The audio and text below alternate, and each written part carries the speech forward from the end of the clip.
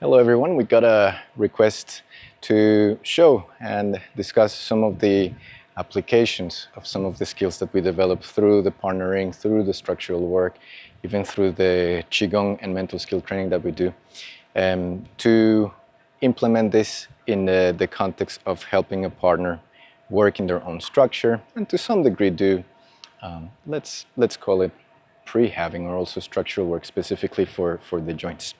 Something that is very useful, and it's a type of auxiliary practice that you can do when you are exploring also the control and making sure that you have less gaps or different options then to be able to connect the full structure. Has to do with the shoulder joint. Okay, and the baseline that we're going to start working with is to have the partner lift the arm in any particular configuration. And it's also very interesting if you start playing with some different rotations. Let's say in this relatively neutral position, or if we work more with this type of rotation or all the way through. I wouldn't go past this point because I want to maintain as much integrity as possible, and she can change the stance, doesn't really matter. Or you can have also the rotation up to, like, let's say this point. So even from the perspective here, what I want to start doing, it's implementing the connection to the ground that we mention all the time. So just as a reminder, in many cases we have this type of contralateral configuration or ipsilateral. What I have to do once I've established that control and I understand how to do it is to essentially, as I connect with my partner, I want to find the ground the whole time. And as I do this, then my job very gently is to rotate her arm. And as I do this, I can do it repetitively, and I want to pay attention to the whole structure, okay? So as I do this all the time, I'm maintaining this, I'll use the word force, but it's just input, that I can find the ground the whole time. It's not that I'm just loosely doing this. Essentially, think of it this way. If I have one contact point here, and then through my awareness I can perceive the ground, in theory, I am encapsulating her whole structure. So I might not be able to distinguish like an X-ray or a laser to point this is happening. This is the type of skill that one develops over time, yeah? But that's the foundation, that I maintain that connection to the ground, and then I can start exploring the rotations here.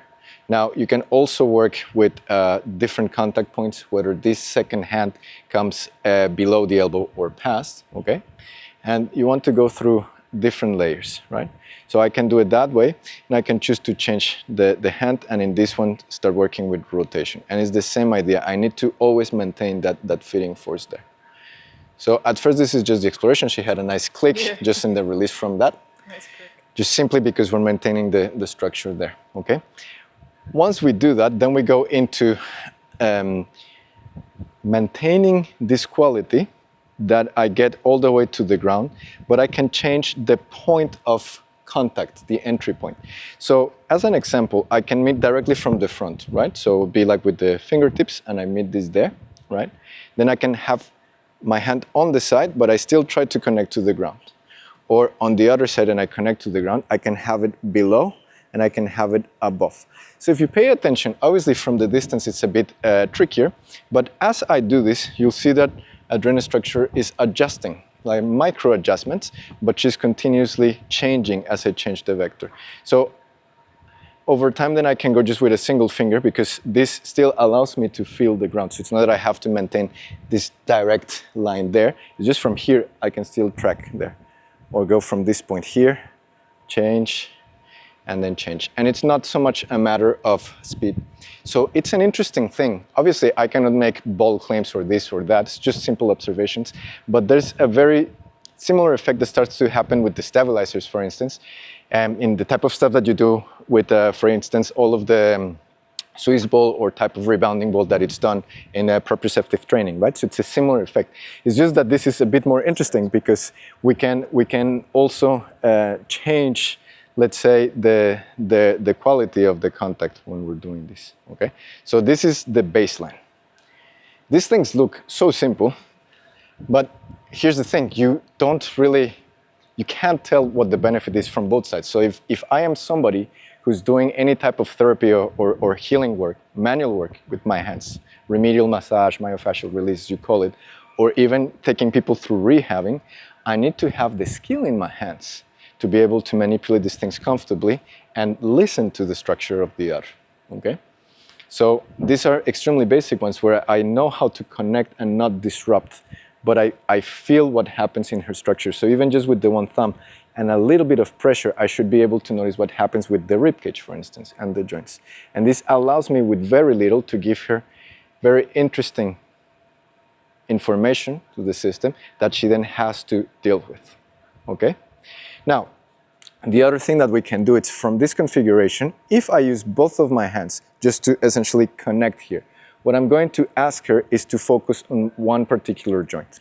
Let's say we're going to work with the wrist or the area of the hand. So she can have the reference of the thumb for rotation, and I'm going to keep this here. I could start also adding counter rotations, for instance, or particular changes on the setting, but I'll begin just with this one here, just also to provide feedback. And what I want her to do is just to only rotate this joint. One way, perfect, and then the other. So in a way, I'm bracing her, right? But it's more for her to have reference. It's not that I'm squeezing so she cannot move. And I maintain this action. So you can see that I'm connecting to the ground. One way, and then the other. Perfect. Then we can move to the next joint. So she'll try to rotate only the elbow. One way, and then the other, right? Very good. And she's doing it in such a way that no matter what point along the rotation, I still have connection to the ground. And then we can start working with purely rotating from the shoulder. Exactly. It looks like nothing there, because from this position you'll realize that it's more like the rotation of the humerus that it's occurring. Yeah? So it's the humerus rotating and not so much getting into that internal-external rotation. Yeah, it's interesting as it goes to the lats. Yeah, in this particular one she was just mentioning, it goes down to the lats. It's forcing me to connect the feet as well. Yeah.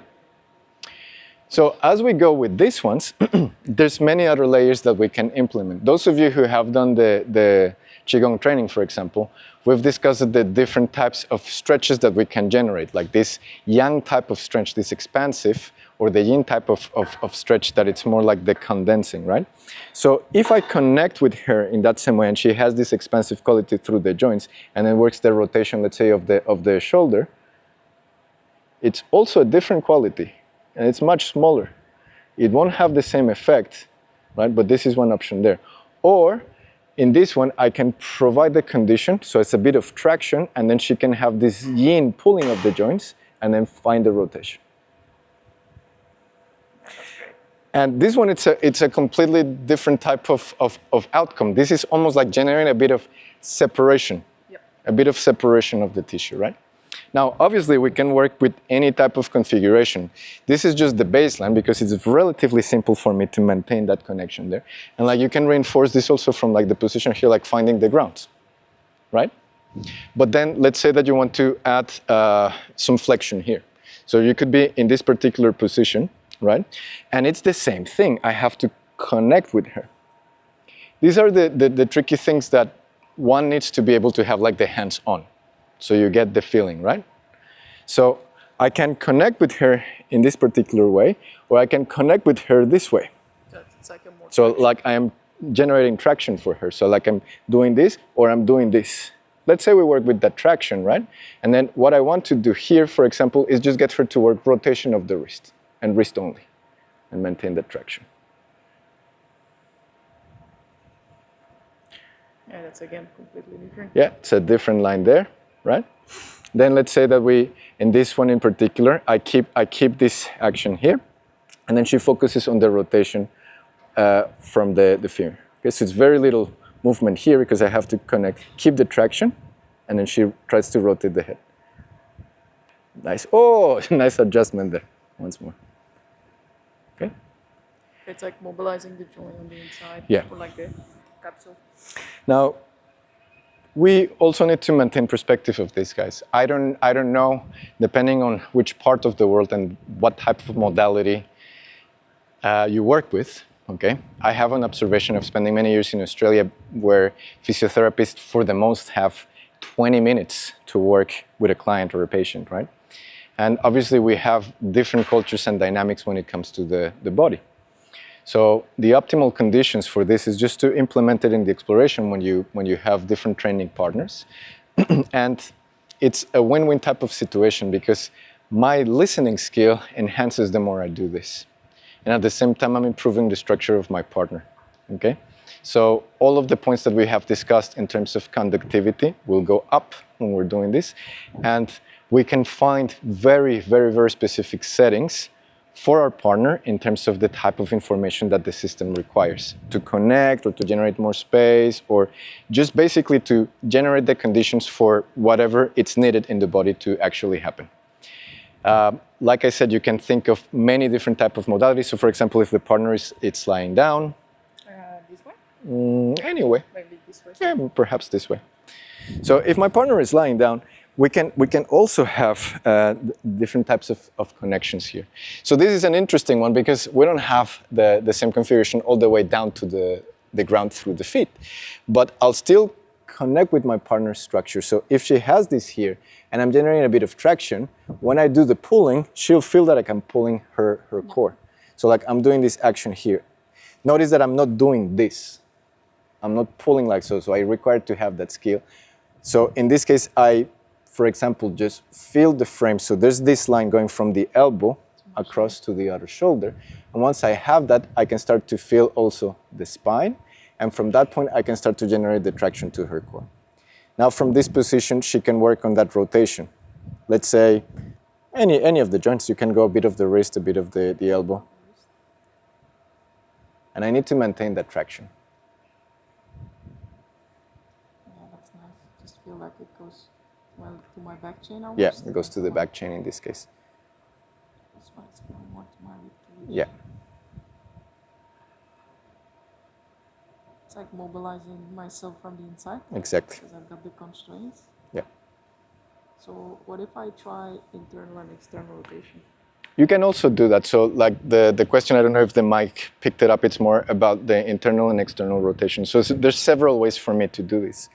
One, it's finding a configuration that doesn't go in the way. Mm-hmm. So I would have to first connect and like, let's say I generate the traction and I'm gonna keep this for her and then she's going to go into the external, slowly, very good.